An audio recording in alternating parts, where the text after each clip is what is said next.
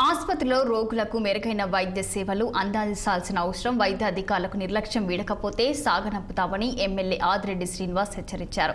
ఇక కూటమి నాయకులతో కలిసి తూర్పుగోదావరి జిల్లా రాజమండ్రి ప్రభుత్వ ఆసుపత్రిలోని ఎంసీహెచ్ బ్లాక్ అలాగే మార్చురీ విభాగాలను ఆయన పరిశీలించారు.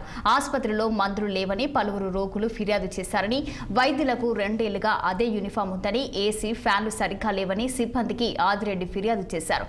ఈ నిర్లక్ష్యానికి సూపరింటెండెంట్ బాధ్యత వహిస్తారా, ఇతర వైద్య అధికారులు బాధ్యులా అనేది తేలాలని ఆయన ఆగ్రహం వ్యక్తం చేశారు. గతంలో ఇక్కడే ప్రెస్ మీట్ ద్వారా మీ అందరికీ కూడా తెలియచేసాం.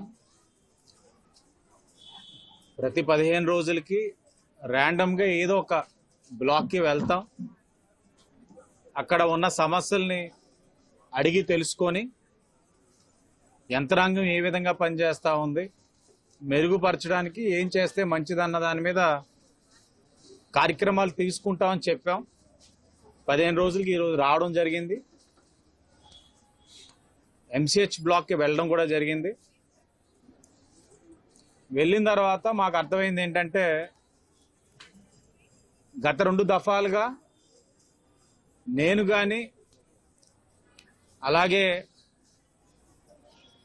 మా హాస్పిటల్ కమిటీ మెంబర్స్ కానీ కూటమి నాయకులు కానీ ఏదైతే అక్కడికి వస్తున్న రోగులు కానీ వారి కుటుంబ సభ్యులు కానీ చెప్పిన సమస్య పైన ఇవి చెయ్యండి అని చెప్పారో 2 దఫాలుగా